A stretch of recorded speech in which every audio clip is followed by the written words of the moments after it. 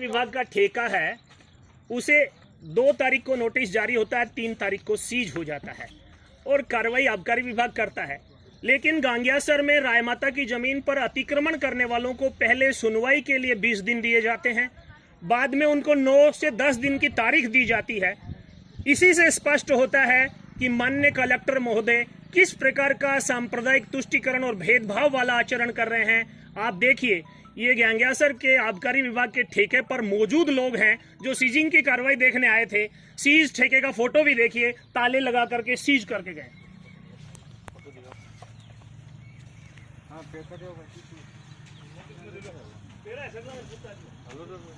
कि वो कार्रवाई करके चले गए। आपको लगता है रायमाता जो यहाँ सांड बन के आता है उसको तुरंत गाय बना देती है? इस घटना में ऐसा होगा? इसमें ज्यादा कोई समय लगने वाला भी नहीं है कि जो मतलब क्या कि सांड बन के आता है। पीछे भी ये घटना हुई थी, जिन लोगों ने तार काटे थे वही लोग 3 दिन बाद में आके यहाँ तार जोड़ के गए। उस टाइम पे भी प्रशासन ने कहा कि भाई हमारे से ये चूक हो गई, एक बार आप जोड़ दो। हम लोगों ने यही कहा कि जिन लोगों ने ये तार काटे हैं गैरवाजिब तरीके से, उनको ही जोड़ना पड़ेगा। और वही लोग आके यहाँ जोड़ के गए।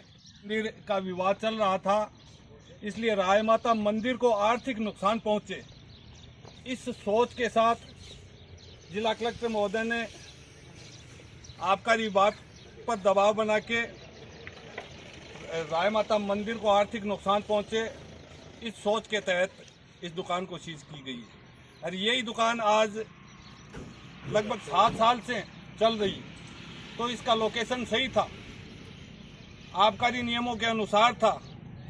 आज कलेक्टर अपनी सोच से, अपने कुछ लोगों की शिकायत पे, अपनी दुर्भावना से ये मंदिर को नुकसान पहुंचाने पे की सोच बनाकर, मंदिर के नुकसान पहुंचाने की सोच बनाकर इस दुकान को प्रशासनिक दबाव बनाकर इस दुकान को सीज करवा रहे हैं। आप तो अनुज्ञाधारी के परिचित हैं, इससे पहले कोई नोटिस आया है, ऐसी कोई प्रक्रिया हुई? अचानक सारा काम हुआ? कोई इस दुकान पे ना कभी वारदात हुई 7 साल में, ना कभी नोटिस आया। ये अचानक ही कल का नोटिस दिलाया गया है, आज तामील की गई है। उसके पीछे पीछे आबकारी विभाग आ गया और इस दुकान को सीज कर दी। आपको लगता है आबकारी विभाग कलेक्टर के दबाव में? बिल्कुल बिल्कुल साफ सुथरी बात है ना, आबकारी विभाग कलेक्टर के दबाव में है। मंदिर को नुकसान पहुंचे, इस सोच से कलेक्टर साहब काम कर रहे हैं और आगे भी इस सोच से ये काम करते रहेंगे। जिले में ऐसी तो और भी दुकानें होंगी जो मंदिर के या इस प्रकार के रेडियस में आती होंगी, उन्हें भी बंद कर रहे हैं? जिले में ऐसी बहुत सी दुकानें हैं। कलेक्टर साहब की नजरों के नीचे ही है। जो झुंझुनू में गर्ल्स हॉस्टल के पास, गर्ल्स कॉलेज के पास चल रही है, वो उनको नजर नहीं आ रहा है। इस विषय में आपको जो नोटिस आया है उसमें कोई मंदिर की दीवार का हवाला है? वास्तव में मौके पर कोई दीवार जैसा कुछ है? इस विषय में जो नोटिस आया है उसमें मंदिर की जो दीवार का हवाला दिया गया वो साफ सुथरा झूठ है।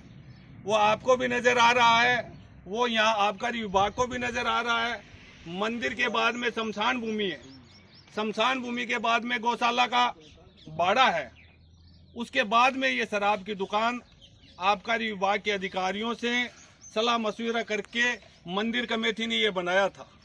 अभी ये सम्मानित जिला कलेक्टर महोदय इस सोच के आ गए कि इस जिले में क्या करना है क्या नहीं करना है, वो अपनी सोच से और अपने सिस्टम से करना चाहते हैं। इससे मंदिर को लगभग कितना नुकसान होगा? इससे मंदिर को लगभग 80,000 रुपये तो सालाना हमारे से किराया ले रहा था, वो साफ सुथरा नुकसान है।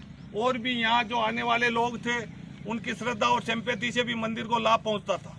अभी ये दुकान तो सीज हो गई है, तो आप मंदिर को किराया देंगे या सरकार देगी? अभी वाजिब बात तो ये है कि अभी सरकार को देना चाहिए किराया।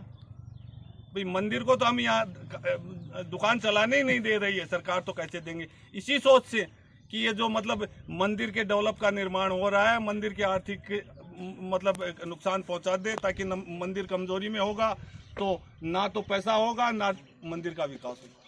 चर्चा है कि यहाँ जो लोग मंदिर से झगड़ा कर रहे हैं वो चंदा करके कोई आर्थिक लाभ दे करके ये सारी कार्रवाई करा रहे हैं। आपको लगता है ऐसा हो रहा है? नहीं, बिल्कुल हो रहा है। ये तो आज ये आबकारी विभाग है, वो भी मतलब इतना सिस्टम से काम कभी नहीं करता। आज इतना त्वरित कार्रवाई करने के पीछे क्या कारण है कि कल नोटिस दिया और आज तुरंत ही नोटिस पहुंचने से पहले ही वो सीज करने के लिए आ गए।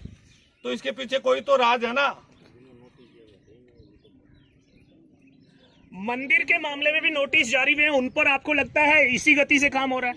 मंदिर के मामले में तो जो कलेक्टर साहब को जो अतिक्रमण हटाना चाहिए था ना, उसके लिए तो वो नींद में सो रहे हैं। इस दुकान के संबंध में 5-7 लोगों ने परिवाद दिया था, गांव के 8-9 पंचों ने लिख कर दिया था, 200-300 लोगों ने भी हस्ताक्षर करके दिया था। आपको लगता है उस पर कार्रवाई हुई है जिला प्रशासन की ओर से? नहीं, उसकी तो सुनाई, वो कागज तो शायद कलेक्टर साहब ने आबकारी विभाग ने देखे ही नहीं होंगे। इसमें 75% तो पंचायत, उप सरपंच से लेके पूरे पंचों के मेंबर 11 उन्होंने लिख के दिया था कि भाई हमें कोई तकलीफ है ना, गांव में ऐसा कोई वातावरण है ना, गांव में ऐसी कोई सोच है जिससे मतलब कि शराब के ठेके से कोई परेशानी हो। और गांव के कम से कम 250 लोगों ने, वो सब हिंदू मुस्लिम सब लोगों ने मिलके ये लिख के दिया है। और वो डीओ साहब को जाके भी बोला है कि भाई यहाँ ऐसा कोई वातावरण नहीं है और ऐसी सोच से जो कार्रवाई हुई।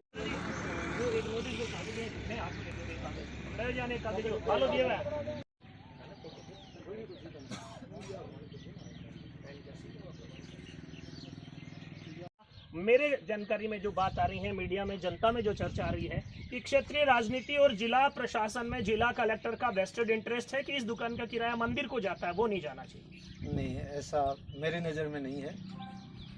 मेरे नज़र में मुझे जो आदेश प्राप्त हुए हैं जिला आबकारी अधिकारी आदेशों महोदय की से, पालना कर, आदेशों की पालना में आया हूँ जिला आबकारी अधिकारी महोदय से। सर आपने चर्चा की, बहुत बहुत धन्यवाद। Thank you sir. आगे है, बाकी निर्णय न्यायपालिका के हाथ में, क्योंकि इनका वाद कोर्ट में अभी चल रहा है। न्यायपालिका जैसा आदेश देगी।